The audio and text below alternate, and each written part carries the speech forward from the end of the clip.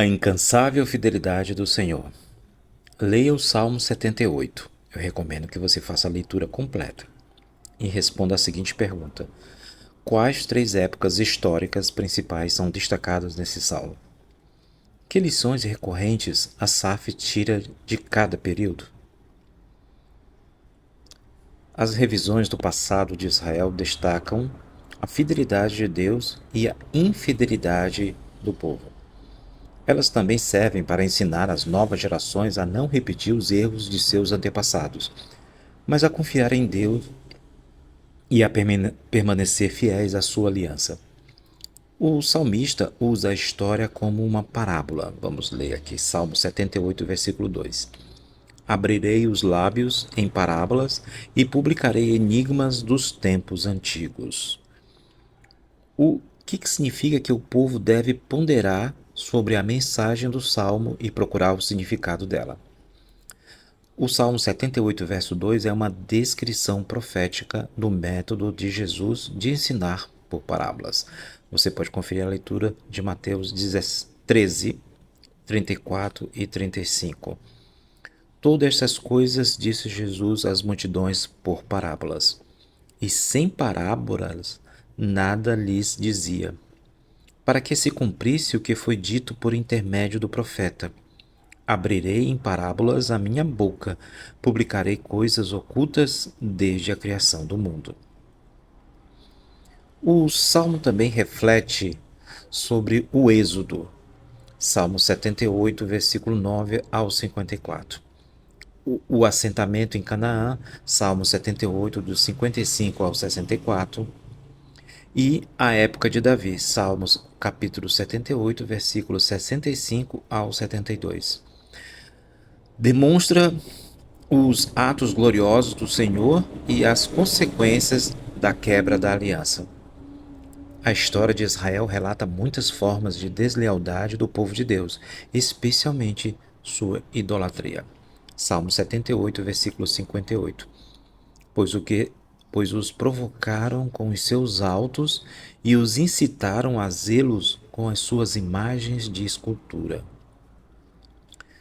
No entanto, o salmista enfatizou a raiz da infidelidade de Israel. Eles esqueceram o que Deus havia feito por eles, não confiaram nele, colocaram-no à prova. Salmo 78, versículo 18, versículo 41, versículo 56. Se rebelaram contra ele e falharam em guardar sua lei, sua aliança e seus testemunhos. Salmo 78, verso 10, 37, versículo 56. Ao enfatizar essas formas específicas de deslealdade, o salmista sugere que a rejeição de Israel na história resultou de um pecado central, a saber, o fracasso do povo em confiar no Senhor. Salmo 78, versículo 7 e versículo 8. Ficamos perplexos com a teimosia e cegueira do povo, em contraste com a paciência e a graça do Senhor.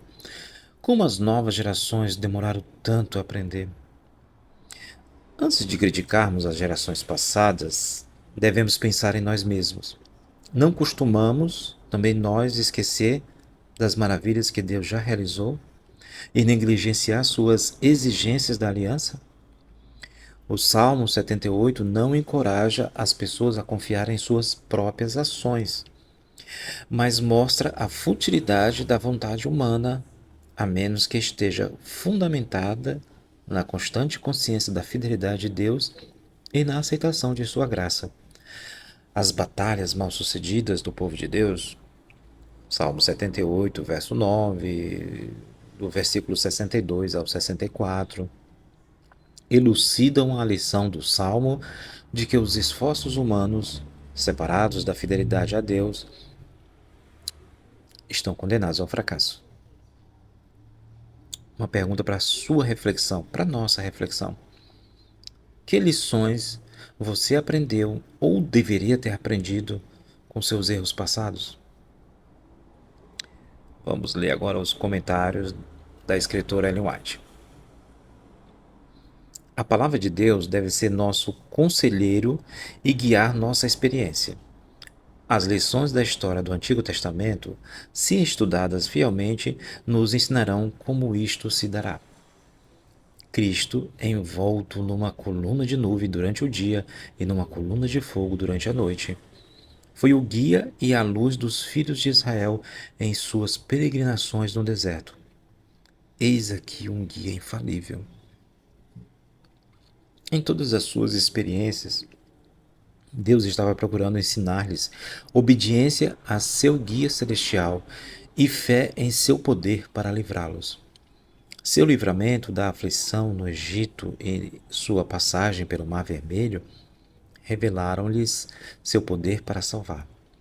Quando se rebelavam contra ele e andavam contrariamente à sua vontade, Deus o castigava. Quando persistiam em sua rebelião e estavam resolvidos a seguir seu próprio caminho, Deus lhes dava o que pediam, mostrando-lhes deste modo que aquilo que ele retinha deles era retido para o seu próprio bem. Toda a punição que resultou de suas murmurações era uma lição para aquela vasta multidão de que o pesar e os sofrimentos sempre constituem o resultado da transgressão das leis de Deus. O salmista escreveu: tentaram a Deus no seu coração, pedindo alimento que lhes fosse do gosto. Falaram contra Deus, dizendo: pode acaso Deus preparar-nos mesa no deserto? É verdade que ele feriu a rocha, e dela manaram águas, transbordaram as torrentes. Mas será que ele pode dar-nos pão também? Ou fornecer carne para o seu povo? Ouvindo isto, o Senhor ficou indignado. Salmo 78, versículo 18 ao 21. Reclamações e tumultos tinham sido frequentes durante a jornada do Mar Vermelho ao Sinai, mas, compadecendo-se de sua ignorância e cegueira, Deus teve misericórdia e não castigou o pecado deles. Entretanto, desde então, o Senhor tinha se revelado a eles em Horebe. Haviam recebido grande luz, pois tinham sido testemunhas da majestade, do poder e da misericórdia de Deus. E sua incredulidade e descontentamento os tornavam mais culpados. Além disso, tinham assumido o compromisso de aceitar a Jeová como seu rei e obedecer à sua autoridade. Agora, sua murmuração era rebelião. E como tal, devia receber castigo imediato e marcante, para que Israel fosse preservado da anarquia e ruína. O fogo do Senhor ardeu entre eles e consumiu algumas extremidades do arraial. Números capítulo 11, versículo 1. Os mais culpados dos queixosos foram mortos pelo relâmpago da nuvem.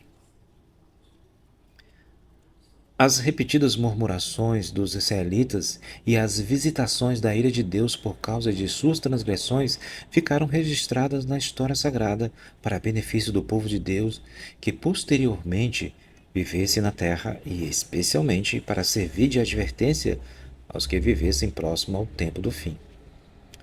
Também seus atos de devoção, seu ânimo e liberalidade em trazer ofertas voluntárias a Moisés são registradas para benefício do povo de Deus.